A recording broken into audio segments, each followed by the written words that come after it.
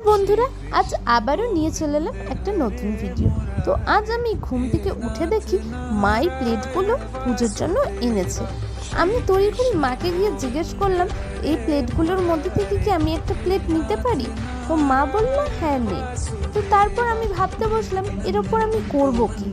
তারপর আমি ভাবলাম কালকে তো রথযাত্রা, তাহলে একটা জগন্নাথ দেবের মূর্তি বানালে কেমন হয়।